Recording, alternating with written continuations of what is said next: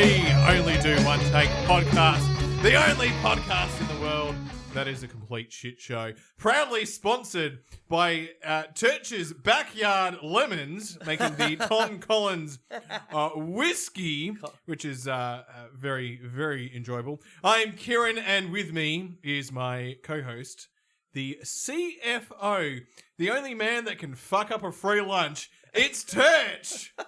Wait a second. What do you mean fucking up a free lunch? You're the only man that could fuck up a free lunch. Okay. Is that in reference to something that I'm completely missing and completely oblivious to? No, I just thought that was a great joke. Okay.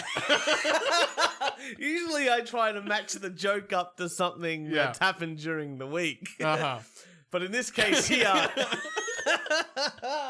you're just driving here thinking, I've got a joke for Turch. Yeah. You know what he fucks up? A free lunch. It's a great line. I'm worried about the free hotel. And the next thing on the card says, "How are you doing?" Oh, I'm very well. How are you, Kieran? It's good to be back together. We sort of had to miss last week. We were all far too busy. Number one, happy birthday. Thank you. The most important part of the week. It is Kieran's birthday, so if you'd like to send him some death threats or anything else, Some hate mail. whatever you'd like to, just You're really old now. That's great. Have you reached your 30s yet? No. Great. So I'm another year into my 30s. Yeah. And you haven't become old and disheveled. No, I'm the beautiful, fresh 29. I will be 30 in November. That's. So you're going to be married. Yeah. You're not even going to be 30. I'll have two houses. I've got to add this into my joke. Married, Hang on. a dog, Hang on. and I'm under 30. How amazing I've got is that? notes here for and the the worst speech. podcast on the internet. Not that That's not true. Hey, That's not true. hey, The hey, life's not true.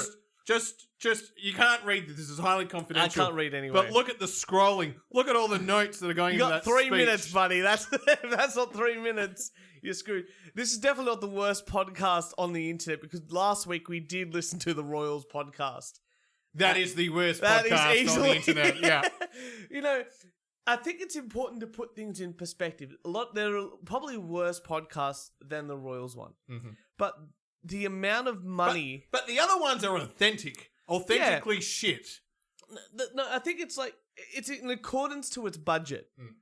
You know, I think I've been watching lots of Red Letter Media recently, the great YouTube channel, right? Yeah. They're fun. They review films. And one of the guys on there, Rich Evans, always goes, "This is the worst movie we've ever watched in context to its budget." Yeah. You know, so you'd think usually a more expensive film usually would have better production, better quality, most likely better writing. You'd hope anyway.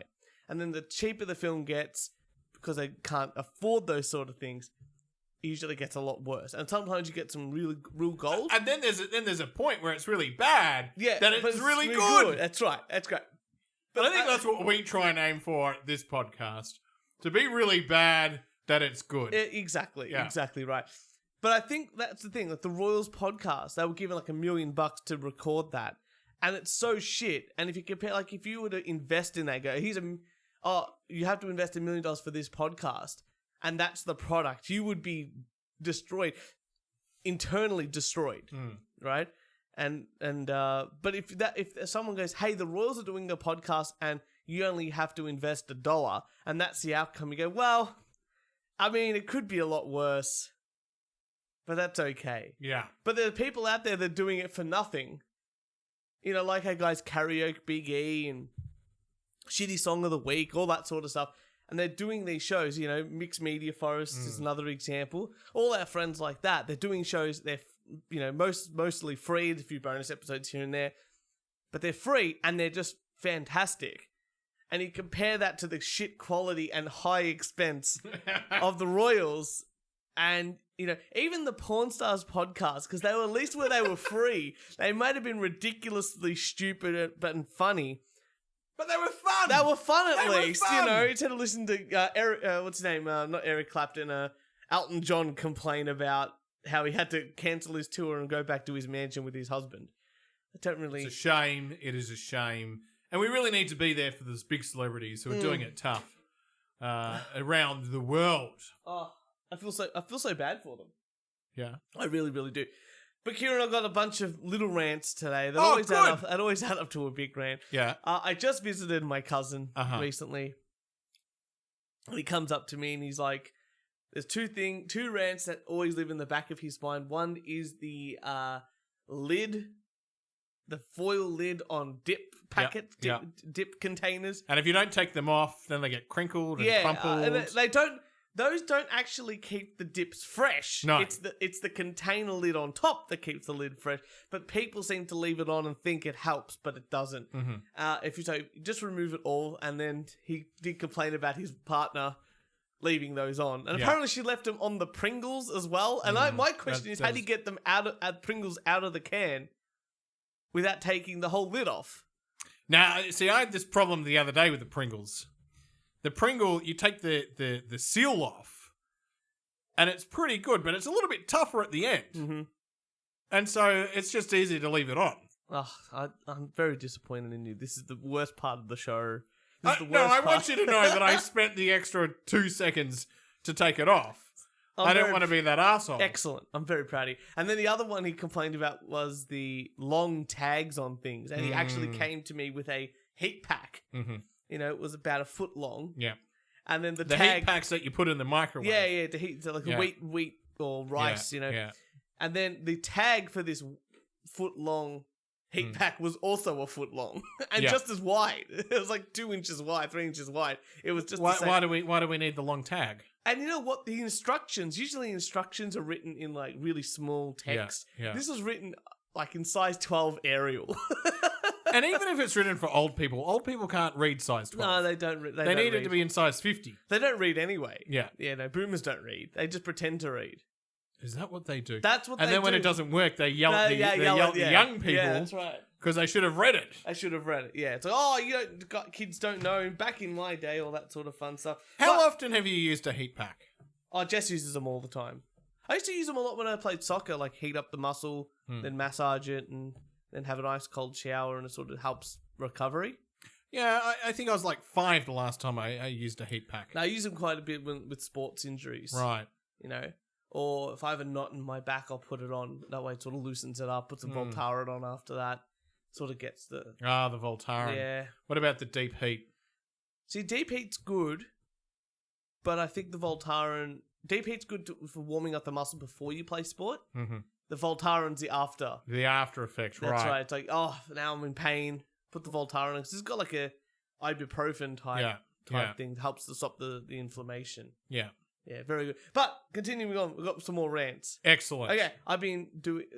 My area of work is being audited at the moment. Oh, no. Yeah, whatever, you know. I'm helping out with the audit. No worries at all. Oh, you're part of the audit process. Well, no, I thought an external person was coming in to audit. Yeah. So the external person is coming in to audit, but I'm organising. Make sure the room that they're in, turn the air conditioner all the way down. Oh, just freeze them out. Freeze them out. Those SOBs come in there. You're trying to do the best that you can do, and they come in there and try and push you around. This is what happens with the Labor government. It's true. So I've been the facilitator. I've been trying to help collect all the documentation. Yeah. How many donuts do you eat in a day? Look how fat I am. With the auditors How many coffees and donuts do you have in this auditing process? I've been working from home, so there's no donuts in my house. I'll tell you, a lot of coffee, though. I'll tell you what, the short blacks are flowing. But then... They go, yeah, all good. Yeah, we've got all the documents. This, that. Oh, can we organise a meeting? Like, perfect. Let's do a meeting. And they go, great. How about 4 o'clock on a Friday? No fucking way. You don't get a 4 o'clock on a Friday. Like, why? Why? What work is like? And then what are you gonna do? Send me an email afterwards with all the work we have to do? Okay. I'm not a consultant. I don't work on weekends. I work for the government. I don't work on weekends. I don't work on a Friday, and I definitely don't work on a Monday. Right? You get me between Tuesday and Wednesday afternoon. Yeah. Thursday is me day. You know, so it's like, what the hell are you doing? Anyway, so that's why do people do that? I don't know. Does anyone function between 4 and 5 on a Friday that isn't at the pub? No. Even at the pub, I'm not functioning because I'm waiting for that first taste of crisp lager. I have scheduled a 4 o'clock Friday meeting before. Yep. Right. And that person that I've gone to meet at 4:00, it's probably been 10 minutes of work discussions. Yeah. And then it's been beers. about 5 to 6 hours of drinking. That sounds like our podcast. Yeah. So I got another rant. Mhm. I know this is something that you're gonna feel. Yeah. Shitty logistics. Okay. So I need to tell this story. So you're gonna hate it. Every part of this you're gonna hate. The Saturday just passed. Mm-hmm. It's my little cousin's birthday. Mm-hmm. And they live about an hour away. And I go, How little? She's 7. Okay, so Yeah. so for a 7-year-old, a pretty big event. Pretty fit, right? Yeah. And I love her. She's my little We're not talking like my 31st. No. Where, fuck you, Kieran. Don't make me leave my comfortable house on the weekend because it's winter and I'm going to kill you. Why? Because I did message you. When are we drinking? Yeah. I did. I said, Church. oh, okay, I said, going to cancel tomorrow's recording. Also, when are we drinking for your birthday? Uh-huh. And you didn't respond. Well, bring that up in your next rant. That's right. All right. So I go to my parents' house for dinner on the Thursday, and the whole time was meant to be, if Anthony, if you're going to this birthday, Jess isn't coming. Now, I'll catch shut up for a second. Yeah. I was here on the Wednesday or the Tuesday or something. No, not this week. No, last week. Yeah. I was privy to some of this organisation planning. I overheard some of this. Okay. So This did is you why I'm have bringing it did you up. have another night of planning? It sounds like there was a pre-planning that I was partially involved in about this birthday party. Yes. So, okay. So you came over and they said, we don't know exactly what's happening, but you can either get a ride with us or you can drive your grandparents. I said, look, I'll see how I feel closer to that and we'll organise it. Great. Then I go over to my parents' house and they go, oh, you can get a ride with us because your grandparents are going to take the train to your uncle's house and they're going to stay the night and then catch the train home. Is this a V-line train or is this No. standard public transport Two public train? transport train. Okay. Yeah, nothing fancy. All right. And I'm like, yeah, that sounds great. So parents are going to pick me up. We'll drive back. All good. And my grandparents, I don't have to worry about them because they actually like catching the train because they're old people. Now, the first thing, alarm bells are ringing. Alarm bells are ringing. This birthday party's on a Sunday, right? Saturday. A Saturday. Oh, shit. Okay, so it's on that's a very valuable day. Right. So it's on a Saturday. In the afternoon, like 2:00. 2:00. Now, do you know what time you're going to be leaving the event to come back home? Yeah, it's all good. Did you have something where your parents are driving you because you're now no longer in control? I had complete control because I said I had to be home by 6 to Good. have dinner. Good. Yep. I had to be home by 6 for dinner because I was going to my cousin's house. Okay. Who I just talked about, right? Yeah. All good. All right, good. You had an out. You had an exit. Everything was under control. You had an out. Everything was under control. Because if you don't have an out, that's your own fault. Everything was under control. Great. Then I get into the car with my parents and my brother. I get the front seat because, I'm the firstborn. Perfect. Your mum sits in the back? Oh, I'm assuming she's not driving. She's the little one. She's little, so... See, my parents, doesn't matter. They're in the front, you're in the back. No, see, I'm the firstborn. Yeah. And also, I'm the one that knows roughly where to go. And also, me and Oh, Dad... you now have value. And me you and have Dad- navigation value, I understand. And me and Dad yell at the traffic. Good. He needs someone to also yell at the traffic that's just as angry as him. You need a about the world. co-pilot. That's I right, understand. that's right. This is good. So we're driving there, and then I go, how are the grandparents going? And they go, yeah, they're on the train getting there. So we get there, and then we find out that the grandparents drove to a station, and they found out that it was bus replacements. So instead, they drove to the station where the bus replacements ended. Yeah. But there was no parking there because everyone did this. Let me continue because this gets stupider and stupider. So they drove home, knocked on the next door neighbor's house, and asked them to drop them off at the station. She did. Yeah. But on another train line Oh, because she no. was going that way. So they got the train in and got another train from the city to my uncle's house. So let me get this straight. They were driving. They were driving. They don't like to drive like an hour. Like Okay. that's fair. Like they're a bit old and stuff like that. So they get to my they get to my uncle's house. I'm there with my mum and dad, brother, and his girlfriend. They're clearly not turning up at 2:00. They get there about 2:15. Very, Oh, wow. very good. Amazing. Wow, Amazing. for that kerfuffle. Perfect. So that's already the logistics has gone to shit. Yeah. And then I hear my auntie, who's hosting, going, "Oh, and I'll drive you guys home." And I perk up and I think, because her parents are there too. Mm-hmm. I think, oh, maybe she's talking about her parents who live like 10 minutes away. No, she's going to drive my grandparents home who live an hour and 15 minutes away. That's very nice of her. It's lovely of her. So I'm standing there going, I should have just driven my grandparents and me to this party. I could have left whenever I wanted. Yeah. And your grandparents seem to be the kind of people who are like, when you're ready to go, we're ready to go. That's right. We've done our 15 minutes. We would like to now leave. Exactly right. So after all that, this is the worst logistics organization thing. I'm just like... Who was involved in this? Was it someone who might be of the English literature? It might have just nature? been that little lady there. And I'm just like, I should have just driven me, my grandparents, and I could have just come home whenever. Why? You would... Look, for me, for an hour and a 15-minute drive, for me to be in the car with my parents... and my brother and his girlfriend to an event that, to be honest, you really don't want to be at a 7-year-old's birthday Oh, party. look, I love my little cousin. She's... Right, that's good. But I know, you don't really want to be there. The only good thing about it was that I could drink 5 beers in 2 hours. That's great. That's what I could do. I still wouldn't be driven. I would be driving myself. There's so many things that you can't control. You can't control the temperature of the vehicle, the music of the vehicle, the conversation that's happening in the vehicle. Have you heard how loud my parents are? Even if the loudness of the conversation of the people in the vehicle. Even if I wanted to play the music, even if I wanted to choose the music myself, no one could hear it over my mum and dad yelling at each other. You're going too fast. Don't tell me how to drive. I've been driving since I was 15. What? I think I want to be in this car just for the comedic value of it. That's what I got in there for. And then my brother, not being happy at all for having to go to a 7-year-old's birthday. He would have been miserable. Oh, it was amazing. You would have had more fun. I had a great time. I got a party bag. Oh, really? Of course I did. What was in the party bag? Just some lollies and some cake and stuff. I love a good party bag. So it was all good. So I had a good time. It's all fine. But the shitty logistics, no one can just think what's the easiest option? The easiest option was I just drive and pick up the grandparents. I'm happy to have them in the car. They're actually quite pleasant. Yeah.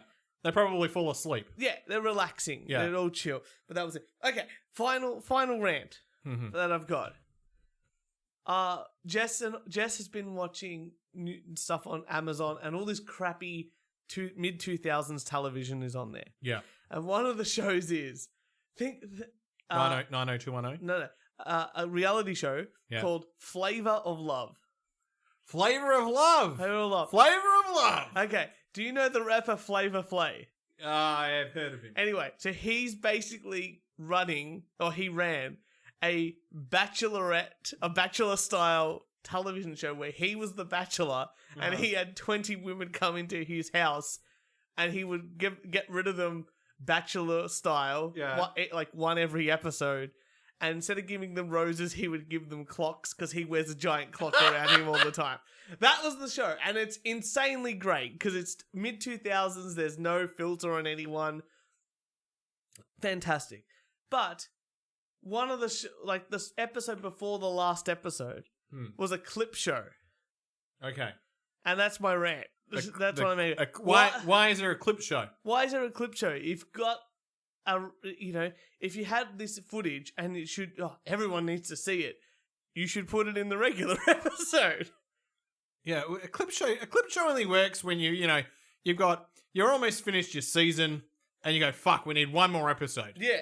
But if it's a reality show, you're fine. Just, because a reality show will go, we're going to do 20 episodes. Yeah. Or whatever it is. So you know how many. So just plan out 20 episodes. They've obviously got, oh shit, we only planned 19. What the hell is going on? A clip show. A clip show. The only clip show that's acceptable. We would have more clip shows if I wasn't lazy. That's true. It's just easier to come here and do a podcast than it is to do a clip show. We've only got one because we had to fill it some space. But that's that episode 29 debacle. Yeah. But I'm like, the only clip show that's acceptable is that Simpsons one. Yeah. Where they... another with clip Troy show? McClure. Yeah. And that's at least... It was a parody of clip, clip shows, you know? yeah. And there was actually new footage in there that was built.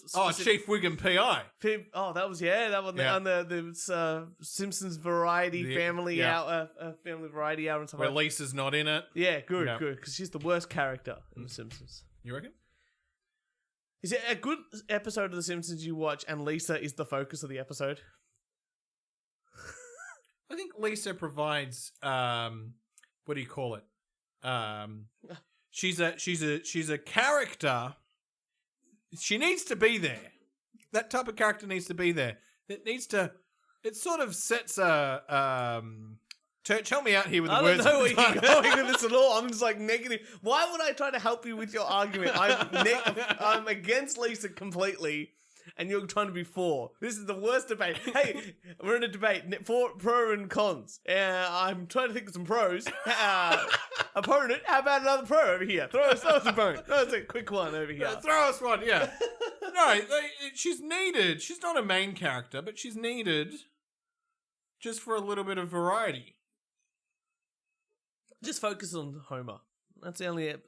You don't really want to watch the Marge episodes. You don't really want to watch the Bart episodes. You really don't want to watch... Just the Homer episode. I'd rather watch more episodes with Mo Sizlak. Yeah. You know, if we're going to talk about characters I just want to see more in the day of the life of... Or Lenny and Carl. I'd rather see them. We don't really see Lenny and Carl, do we? Not enough. What's we that? just know that Lenny lives in a house Mm. and the front falls down. It's like, please don't Yeah. tell people how I live. Wait, I don't know why he's so poor. He's a nuclear technician. I can't imagine a nuclear technician earning less than $150,000 a year. You raised a very good point. I can't think of a rebuttal. I always point stuff like this out to Jess, Yeah. and she goes to me, "You are like." Remember those Itchy and Scratchy episode, and the nerds are saying, in episode 214, there's it's the same bone twice, two distinct sounds. You think we wouldn't catch that? And I was like, what the hell are you talking about? It's like, why is an adult man watching a kid television show? I retract my statement. Kieran, you got some news for us, or? I do have some news. Oh, what have you got for us today? Oh. What have you? I've got some very, very exciting news, Mr. Turch. You knew it was coming. Why didn't you pull out your phone with all your notes? Sorry, I was having headphone issues over here. I got these. Look.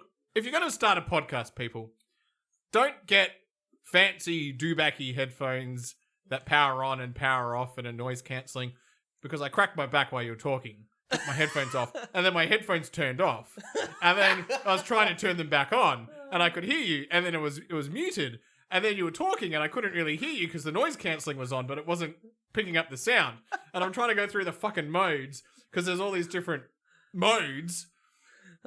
This is the problem I have when we do it via Skype thing as well. So you're talking, I'm like, I can't hear you because I've got to get the right fucking. This is why I make all the jokes on this show. Anyway, what do you got? That's anyway, ladies and gentlemen, we know about the big ship that got stuck. Yes. Well, finally, The Evergreen? the Evergiven. Yeah. Evergiven, they got stuck. Well, ladies and gentlemen, that has a lot of supplies on it. Yep. And there's a lot of shortages that have been created in Europe. And the UK is now facing a garden gnome shortage following the Suez Canal fiasco.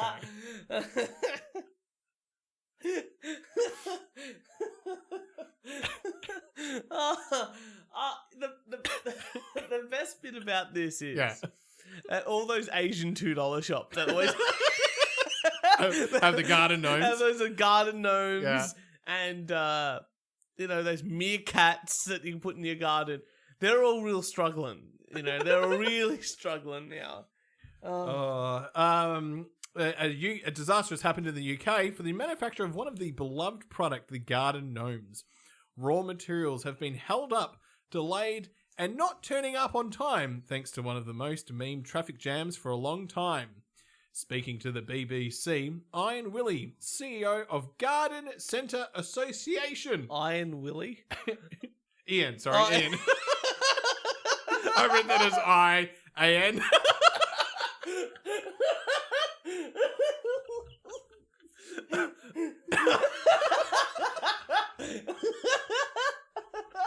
Oh, shit. It's not even that funny. It's not, but it's, I don't know.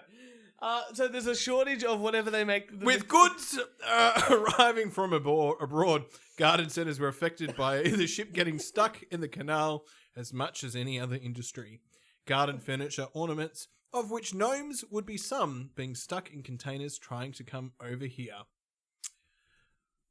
That makes it even more depressing, right? Yeah. So you're a very good what's it called, captain. Yeah. And they're like, you know what? We're upgrading you. You're really important now. You need to drive one of the big Ships, cargo ships. Yeah. Important cargo. Yeah. And you're like, oh, God, it's this more money, more prestige, probably, work 2 or 6 months of the year because you're going to have time off. Yeah. And then you get your boat stuck. And you're sitting there going, oh my God. Fuck. I've really ruined things for a lot of people. And you're like, you know what? I can't really do anything. I might as well read the news. And the article says, Ian Dick can't make his garden gnomes because they're stuck on your ship. And you just think to yourself, what is my life? There's a whole, if it was oil or, I don't know, like, something in value. Hey, garden gnomes are important to some people. I know one. Some of them have religious aspect thingamajigs. I know someone who was trying to sell their house and it wasn't working, and they said that they needed some kind of garden gnome related to some kind of Catholicism, and it needed to be upside down in a pot out the front of the house, and then that would help make their house be sold. What sort of thing? What? Are you making origami? Yeah, kind of. Are you that bored that you're making origami? I just feel like I needed to make it while I'm thinking of jokes. Right, shut up for a second. Cargo ships. Yeah. I've been watching, thank God for the University of YouTube. I've been watching about cargo ships. I'm very impressed. Right. Do you know the people that work on cargo ships? They do 4 hours on, then they have a break, and then they do another 4 hours later, Okay. and then they get a break. Yeah. So always on, basically. Like No, they do 4 hours and they have a break. Yeah. And then they do another 4 hours. And there's break, and then 4 hours again. Like No. And then they have they only do 8 hours, but they get their 16 hours or whatever it is, 12 hours downtime. Yeah. Because there's other people on that shift cycle. Yeah. And they get really big rooms compared to cruise ships. Yeah. It don't work on a cruise ship. No, cruise ships Work on a cargo ship. The only way you get a big room on a cruise ship is you're like in a captain or anything like that, or you're the like big star attraction there, like you're the magician or the one of the singers. But if you're like a wait staff, you have to share like a little cabin with 4 other blokes. Yeah, don't do that. No, be on the cargo ship. of course. But a lot of the wait staff on those cruise liners, they're like people from third world countries, and this is their way out. Yeah, it's the way out. They earn a decent wage. Well, they earn it for them. It does, Yeah. because they get fed and all that. They get a little bit of downtime when the ship, depending on where you are. Obviously, like if you're mopping and picking up vomit, you're probably not.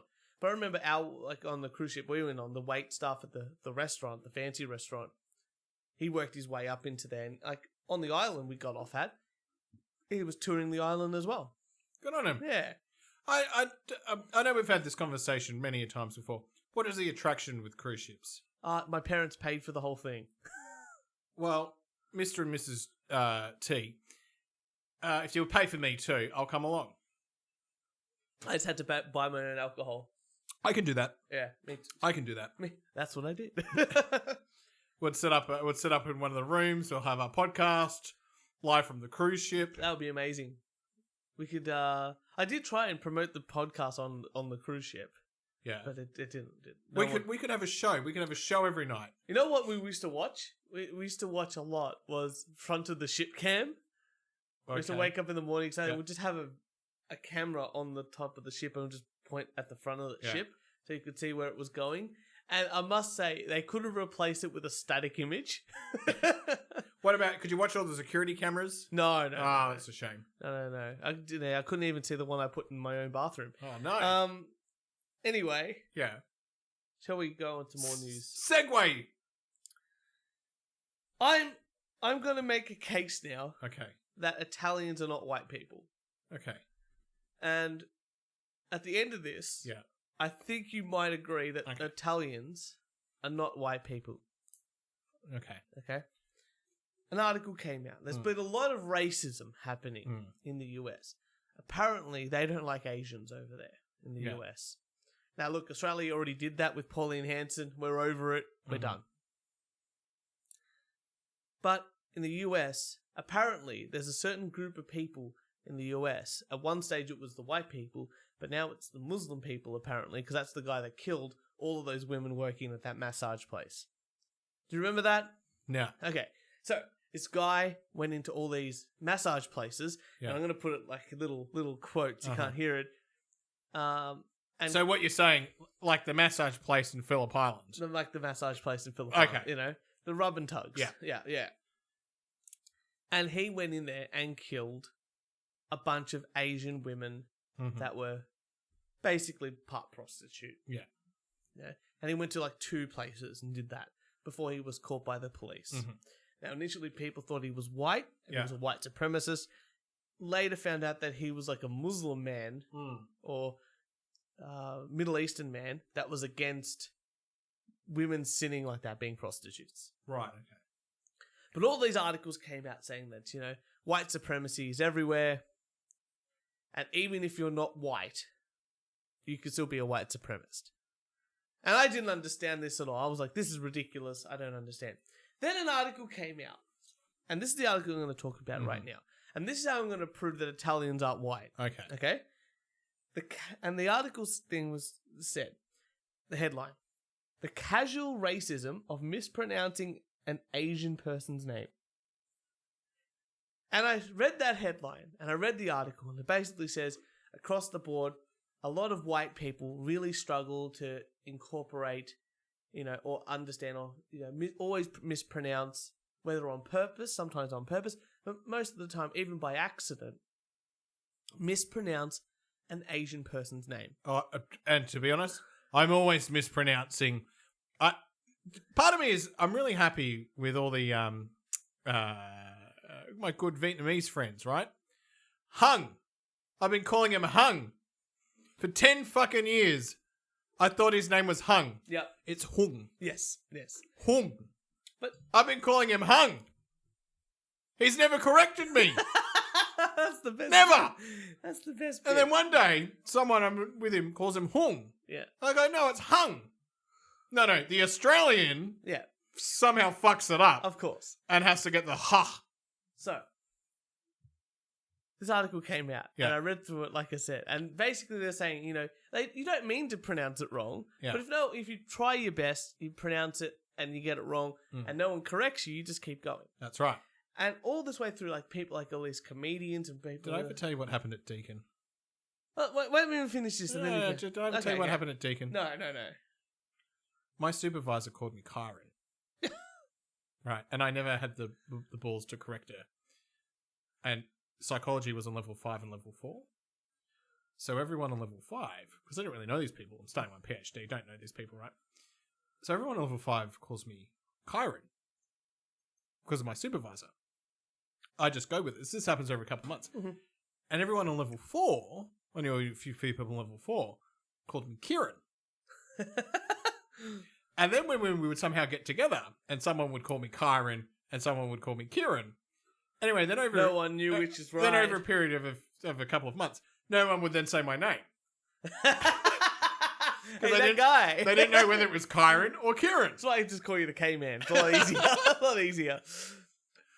So, anyway, I read this article. Very like similar situation. So, I'm sitting reading this article about how white people can't pronounce Asian people's names. Yeah. And I'm sitting here as a Turcherelli, thinking to myself, wait a second. Hold on a minute. And I'm thinking about all my friends' names. Like Trajanovsky. Yeah, can't get that one. That's why I call him Trudge. Or Bergantino. Or Demetriadis. And I'm thinking to myself, hold on a motherfucking second. Yeah. People purposely mispronounce my name. In fact, I'm going to take it Don't even get me to spell your name. Yeah, I know. Let's go even one step further. Mhm. The people that would complain that they couldn't say their names right, one of them was named, I'll just spell it out and you tell me how you think it's meant to be said. It's Jully. J-U... A female name. Julie. Yeah. It's meant to say, but instead of Julie, it's meant to be Julie, like proper Julie, not Julie. And she complained that people were saying it wrong. Right. Another one was like a Middle Eastern guy's name, and it was Hanjib or something. Mm-hmm. And he's like, oh, people always get it wrong, but they can get like, you know. It's like Jose. Every time I see that, I'm like, hello, Joz. Yeah. Yeah. But as a guy who's lived his life with a 12-letter fucking Italian name, Hang on. fresh off the boat. When you were in prep, could you actually spell your last name? No!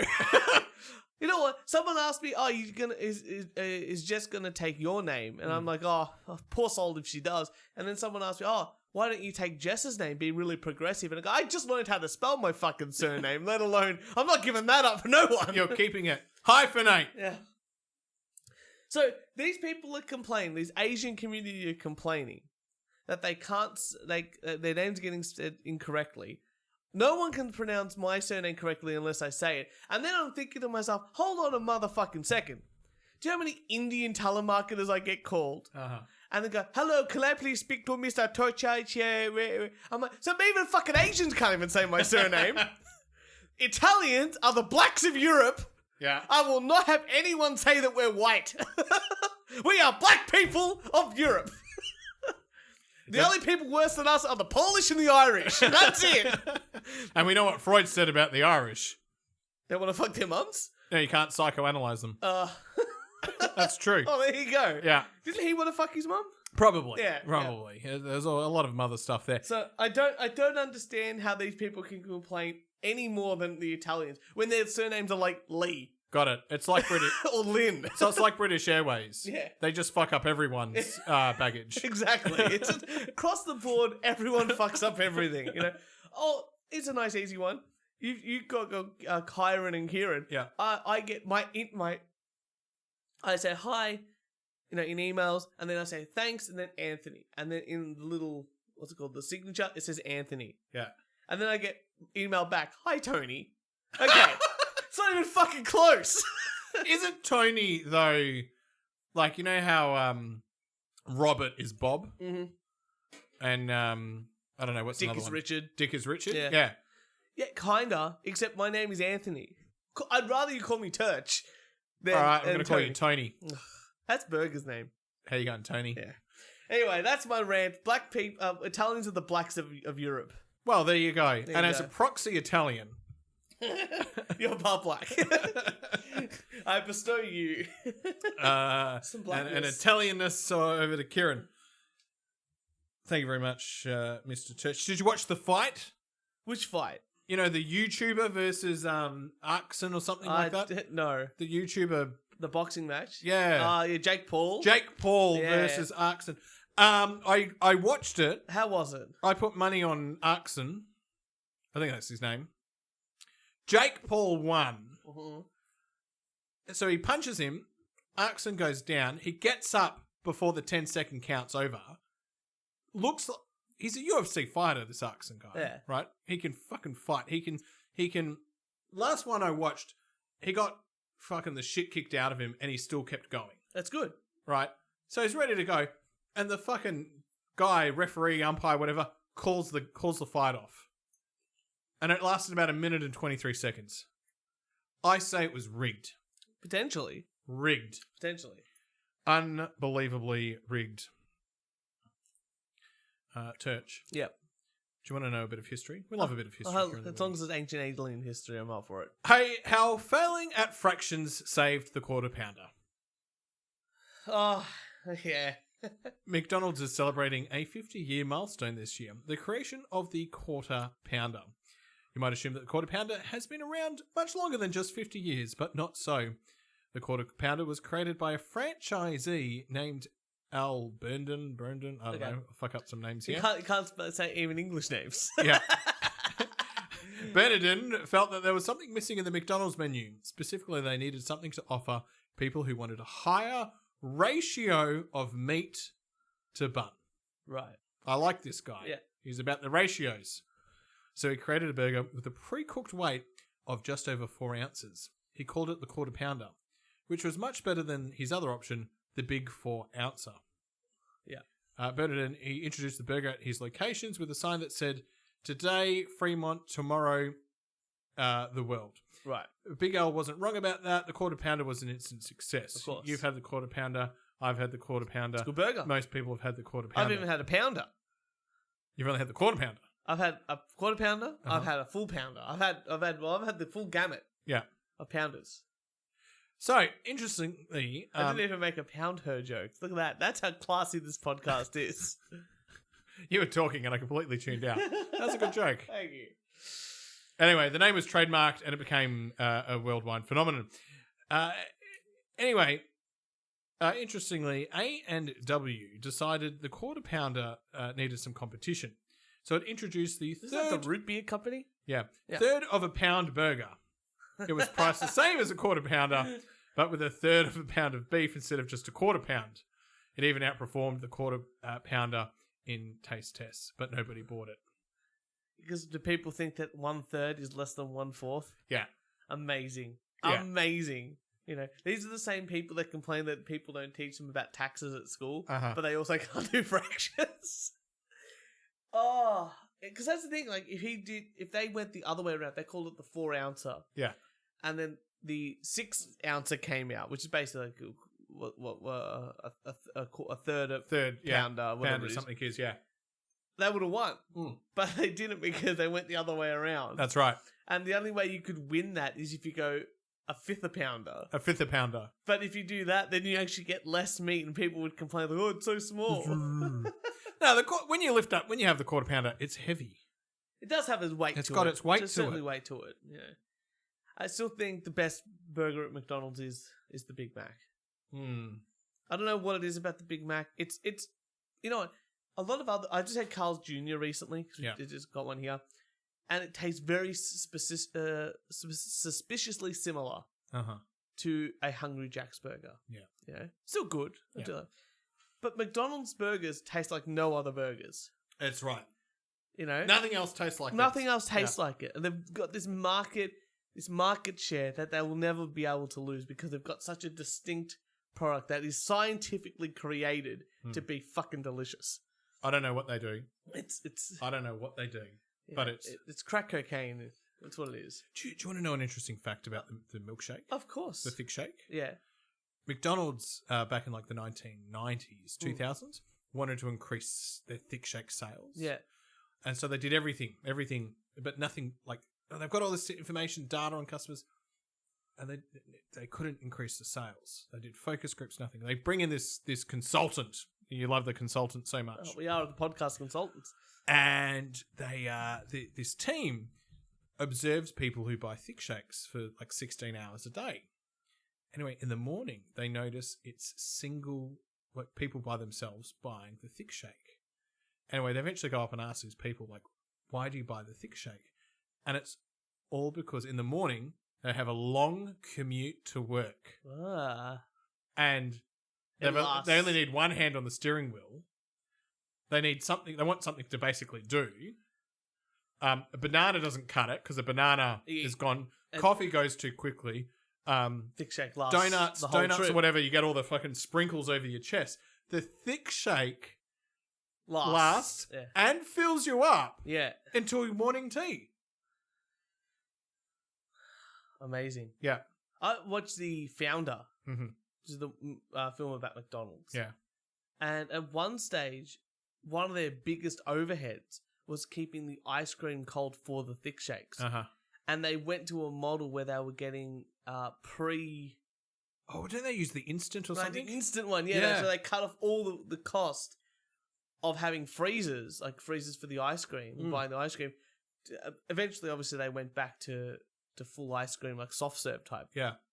But amazing, like that saved the company. But they went from owning the franchise each, like owning the building, all that, to just owning the land and leasing the land. It's a real estate. When you think about it, it's a real estate business. And then everyone, amazing! What a change, and just stealing all those ideas from those two blokes and wherever it was. That's a good film. That one. I've watched that one. Yeah, it's really good. Really good. Kieran, I know you like kid shows because you watch them with all your nephews and nieces and all that sort of stuff. Do you know the show Bluey? I have heard of the show Bluey. Okay, so Bluey is just... Have I watched a full episode of Bluey? No. I must admit, I've never watched a full episode. I've only seen it in the background of when I see Jess's nephew, but he loves it. Basil loves it too. Yeah. Full on. Bluey is about a family of dogs. Yeah, that are blue. That are blue and orange. Yeah. Females are more orange, guys are more blue. Are you suggesting that there's not enough diversity in the show Bluey? Well, there's no cats. There's no giraffes. This Brisbane-based family of dogs who realistically don't really have any racial connections. Uh-huh. Someone has made a formal complaint. Oh, no. And it's gone around. Uh-huh. So, kids' cartoon Bluey criticised for not having, and I quote, disabled, queer, poor, or gender-diverse dogs of colour. So this... They're blue! So, not only that... what, do they need a red dog? Well, Clifford's already a big red dog. What's that? So... The show is set in Queensland, which I wouldn't say is the most diverse state of Victoria. No, Queensland is not. No. I've been to Queensland a number of times. Not as diverse as Victoria. Let's just go with that, right? A lot of white people in Queensland. I think Queensland, I don't know, when we had the same-sex vote. Yeah, they were against it. There was a lot of towns in Queensland that were under 50%. That's right. I'll just put it that way. So, the quote that I got from this woman was, as a parent of colour... So imagine describing yourself as that. I mean, I'm an Italian of colour. Yeah. I'm just of colour. Yeah. But still, can I say that? Can I write a letter and be, as a West Australian living in Victoria? Exactly. I think you can. I think if you have these precursors... As a Western Australia who has an eye disability... and are too tall. And I'm too tall for economy class. I think if your statement starts with as a person of X, I think your argument is invalid. Okay. Across the board. But she says, as a parent of colour, I am always conscious of the presence or absence of diverse representation in kids' pop culture. Now, can you imagine? You're just watching a kid show with your kid. Yeah. And you're like... It's a cartoon. It's a cartoon. Yeah. And in your brain, the only thing you can think of is... I notice the absence of black people in this show. Can you imagine? Okay, I have to pull you up on something. Yeah, please. I don't think we're talking about the elephant in the room here. Okay. Which is that men and women view TV very differently to one another. Okay. Men can just be content with watching a show. Yeah. Yeah. I just don't think women can. Maybe, that's true. As generalizations go, I feel like men can just be content watching the TV show and going on the journey. It's on. That's fine. I'll accept it. But this is the thing for this woman. If I watched Bluey, which is about a blue dog and its family, who are not of any colour other than blue and orange, I don't instantly think that's a white person. No. I just think that's a dog. Yeah. That's blue. Yeah. In my head. This woman goes, I see. Which is pretty good because I don't actually think there are blue dogs in the world. It's pretty amazing. It's like the blue duck in Billy Madison. I just wanted to see a blue duck. It's pretty good, But imagine the warped mind you must have. You're watching a show about a blue dog and its family of other blue dogs and potentially other coloured dogs that are not standard dog colours. And you go, that is definitely a white person. Where is the dog that represents the black person or queer person in a show built by the ABC? Yeah. For 2 and 3 year olds. And I'm pretty sure 2 and 3 year olds don't have the fucking comprehension. So, I was thinking about 2 and 3-year-olds are going, yeah, that is a ball. I like balls. That's a blue dog. Oh, How great's that? There's it's no blue dogs in real. I've never seen a blue, but there's one on my screen. That's Yeah. amazing. Yeah. They're not going. You know what I would really like to see? I can't wait for the half Muslim, half Native American, 2 and 3-year-olds Bil- don't even fucking know. multi-gendered lesbian disabled dog. That's the dog I want a toy of. No one has ever said that. No, especially a child that's 2, 3, and 4. They've never gone, I need a multiracial Muslim person of color in a wheelchair that's also a dog. A 2 and a 3-year-old just want the one with the best superpowers. That's right. That's all they want. You know what? It could be a black superhero that's in a wheelchair, but if they got a super wheelchair with giant lasers and they're flying jets. around, jets and cool stuff like that, or they've got, for the girl, it's a prettiest hair. That's the one they're going to gravitate to. They don't care about the diversity. They just care about what the character is. They're a better judge of character than this woman. So I got thinking. I thought to myself... Careful. that can cause problems. It's caused a lot of problems, Yeah. especially on this show. Apparently, YouTube doesn't like my ideas. Ah. Apparently, I'm all hate speech. So let me continue on, because I was thinking really hard. I go, what does a dog of a dog of color, diverse dog of color, look like? Because dogs don't come in too many colors. Like, usually it's Dogs are very diverse. black, like there's black haired dogs, and then there's white dogs. But then white dogs don't necessarily come from white countries. Yeah. Like a Japanese Spitzer Is white, white. but it's an Asian dog. Yeah. A Burmese mountain dog is both black and brown, Uh-huh. but it's from, the Burmese And what about the Labrador or the Golden Retriever? Golden Retriever. I've never, Golden Retriever is not from Asia, Yeah. but it's yellow. Yeah. And it comes from, it's a European type breed. And then I was thinking, does it matter where the dog was born? Mm-hmm. Because I've got, or it's heritage, because I have a sausage dog. Mhm. Now, sausage dogs are dachshunds. Well, that's very rude to the sausage dogs. I think they like to be called dashhounds. That's right. So they're Yeah. they're dachshund. They're a German dog. Okay, so white, right? Yeah. But his father, my Uh-huh. his Dweezil's actual dog father, was born in South Africa. Uh-huh. So now we've got an African dog, Yeah. but he was creamy white, Oh. a cream color. Yeah. But he's from Africa, and then they migrated here to Australia, and Dweezil was born here. So technically, my dog, half of because his mum was born here, Yeah. half the dog Yeah. of Dweezil is also African. This is too confusing. Yeah, Dweezil my is a beautiful dog. My question is now Dweezil a black dog? Look, Dweezil is proxy Italian, and that makes him proxy. Black, because yeah. I proved in this episode earlier that Italians are the blacks. So my dog is 100% black. So Uh-huh. if she wants to see a diverse dog, Yeah. please check out Dweezil. What's Dweezil's Instagram? Just search for Dweezil. There's not many two of them. It's Dweezil Zapper and Dweezil the dog. It's Got pretty- it. pretty All right. bad. So anyway, I think I just proved with logic and facts, as many commentators would say, that I'm black and my dog is black too. I love your logic and I love your facts. Thank you. And I love the people who disagree with your logic and your facts. Well, send me some hate mail, but if you do, that'll be hate speech against black people. Here, give us another article, and then we'll listen to some Too Real, Too Nice, because I need something to cleanse the palate of all this racism. Oh, it's just. Anyway, Turch, Yes, you're an accountant. I'm also black. You're a black accountant. Uh-huh.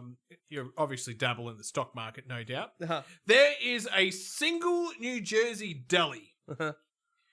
that does about $35,000 in sales, valued at $100 million in the stock market. Yeah. Hedge Go on. fund manager David Einhorn warned of the dangers for retail investors that he sees in the market, and one of his main examples was a tiny New Jersey deli with a market capitalization of more than $100 million. That is fucking amazing. And yet the podcast doesn't even have a Patreon. Someone pointed us to Hometown International, HWIN, which owns a single deli in rural New Jersey. HWIN reached a market cap of $113 million on February 8th. The largest shareholder is also the CEO, CFO, treasurer, and director, who also happens to be the wrestling coach of the high school next door. Amazing. So these guys, well, they're not really millionaires. They don't have the money in their pocket. They just own something. Fucking sell. They just own something. They own a share that is worth something. They then put it on, they then listed it on the stock exchange. Yeah. And somehow, in this hot market, it's now worth $100 million. Amazing. You should do that to the podcast. Put the podcast as a stock? Yeah. That's not a bad idea. It's not a bad idea. You should do it. I think that's a Kieran job. Yeah. You know, I'll edit the shows. You do that. The stock symbol can be called Woodot. Woodot. Yeah, people will go for that. Oh, it's like a tech company. I'm in. NASDAQ. We'll be on the NASDAQ. That's right. It's the important stuff. Yeah. I'm very impressed. Good old New Jersey delis. Oh, speaking of black dogs, here we go. Hello, Weasel. Good boy. Oh, look, Kieran's joined us. Oh no, Turch. What's that? 2 Turches? You're a good boy. You're a good boy. Come on. I know, Uncle Kieran's here. I know. All right. All right, Kieran. Are you ready to listen to a bit of I'm ready. So, I can't remember what we were up to last episode. I'm very sorry. My brain is completely fried. I've been so focused on conspiracy theories, and it hasn't been that good. But we are going to listen to a little bit of Too Real and Too Nice, because that is one of our favorite podcasts of all time. So we're going to listen just at the start of episode 2, and it only gets more fantastical every time that we listen to it. Are you ready? I'm ready. Well, it's Twice as Nice with Mr. Google, a.k.a. Chocolate Cocaine. Take it. Google it. Okay. Okay, did you catch any of that? I've got no fucking idea what's going on. Okay, so this is the start of episode 2. That was their introduction, and they're also introducing their producer, who I think... Now, even this is where my black heritage doesn't understand this, but I think his name was Dr. Google, or Dr. Gugu, a.k.a. Chocolate Cocaine. Okay. That's got their it. producer. So this episode 2, now they've got a producer who's Excellent. Chocolate Cocaine. They really needed a producer. It actually sounds worse than the first episode. So I don't know what he's doing, but he's not doing much. But his name is Dr. Google. Dr. Google. Okay. Now, this is going to be a fun one right here. This is our first time doing a feature. So we're going to start off with what did we agree to start off with here? We starting off with who does a man love? The woman that he lies to or the woman he tells the truth? Oh. Now, my theory on that, because I'm living this shit a little. Okay, so did you hear what their first topic of conversation? I've got no fucking idea what's going on. The intensity of this. Their first topic of conversation is, who does a man love more? The woman that he lies to or the woman that he doesn't lie to? Oh, okay. Let's find out these women's thoughts. I would say he lied to bitch that he lying to. So which means he don't really love me because he tells me the truth about every fucking thing. But he go home and lie to his bitch, so. Why? Because they say I only lie to you because I love you? Okay. Did you catch any of that? Something about no. Okay. So one of the hosts says,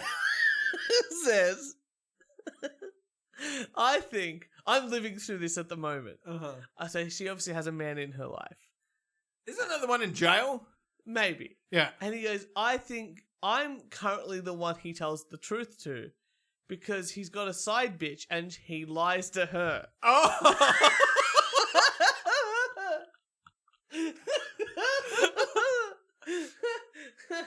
I've got so many questions. Let's hope Mr. Google can. Yeah, I feel like when you lie to a person, you're securing their feelings. That's just like if me and Mr. Google fuck with each other. And I'm cheating on him with Al. And he asked me, if I think I can get away with it without hurting his feelings and without him finding out, I'm gonna lie. Like, nah, I ain't fucking with nobody, they lying. Like, no. Okay, you catch any of that? She said, I ain't lying at the end. That's right. Okay, so she said, but I would lie to him, my partner, who's truthful to me. So if she had sex with Dr. Google, the producer of the show, and she thought she could get away with it, she would just lie to her partner. Okay. This is a minute in. We're not even a minute in. Not even a minute in. And this is, I like podcasts that are like, here's this, we're getting into everything straight away, but Jesus, titty tap dancing tortoises. This has been instant power. Yeah. But this one, Mr. Google come in. Voila, period. So Mr. Google's coming. All right. When you can just keep it 100 and just stay with the truthful person. Because the consequences, my man, if I was with a nigga and I cheat on him, ain't no way that shit gonna keep coming up. I did it before. My son father. First and last time I will ever tell on myself. Skipped school at the nigga house, got some head, all that. Went home, laid with him, like, listen. I'm like, I cheated on you today. Okay. Did their audio quality get worse? Yeah. Usually I can decipher things. I have no idea what happened. Dr. Google's just like, ask a question, and he's actually a quite pleasant volume. Everything's calm with him, and thing one or thing two, too real or too nice, I don't know, really lays into him. Let's keep going. Maybe we can decipher it. Now he blame me for his trust issues. He telling his baby mother now he can never trust her because of me. That's because he insecure. And if I would have fucking lied to him, if I wouldn't have told him at all, we would have been good. Well, he'd be good. Instead of saying, oh, she the first girl to break my heart, I can never trust a bitch again because she did. Nah, he respects you more though because you kept it 100. See, he dumped me. He dumped you. All right, I think I understood. Okay, what did you get out of that? She's upset because her partner lied to her. Yeah. And then Dr. Google says that's because he's insecure. Yeah. But if he never lied to me, we'd never have these problems.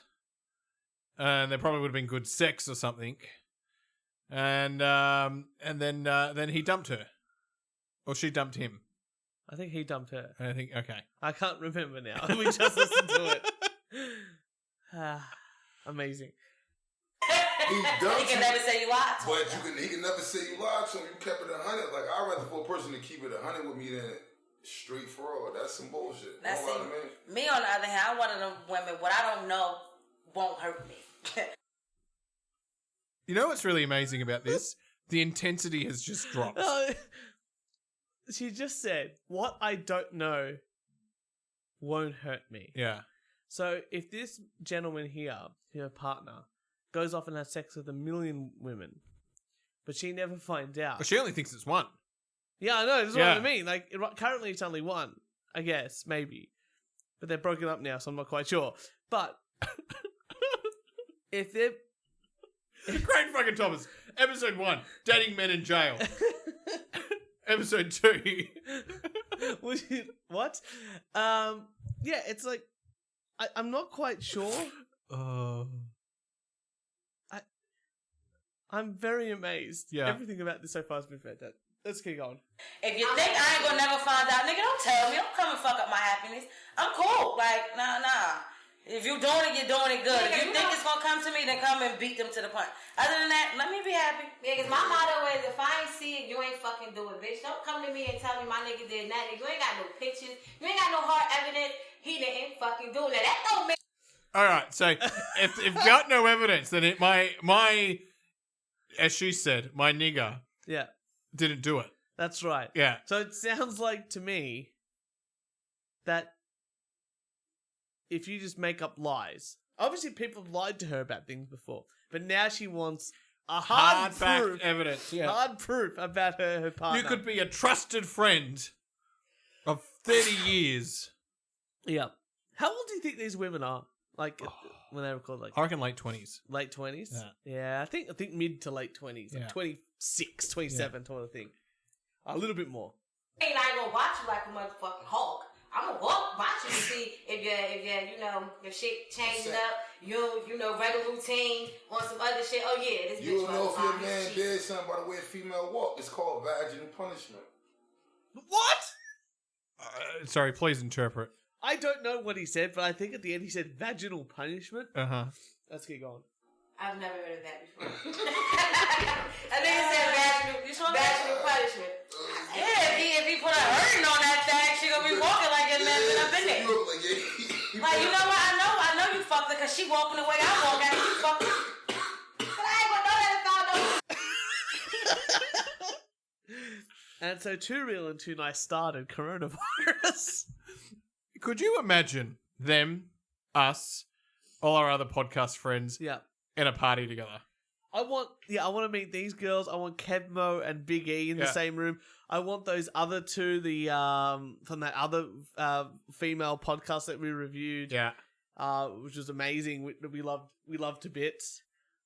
I want them all in the same room. Oh my God. I want Man Brain. I want Shitty Song of the Week. Mixed Media Forest. All of them, same room, just doing a big fuck off show. That'd be amazing. It'd be amazing. I think that's all I can deal with. That is, I don't know how the second episode with the producer sounds worse than the first episode without the producer. But Dr. Google, you are really letting the team down. And with that, Kieran, I think we're going to wrap it up. It's so good to have you in the studio, but I think soon we're going to be doing probably another conspiracy live video. I cannot wait. But for all your wanking needs out there, make sure you follow us on the SoundCloud, iTunes, Spotify, Instagram, Twitter, and Facebook. And if you'd like to send us some hate mail, a death threat, or a rant, make sure you email us at weonlydowonetake@gmail.com. Kieran, so good having you back in the studio. Thank you very much. And we will see you next Thursday.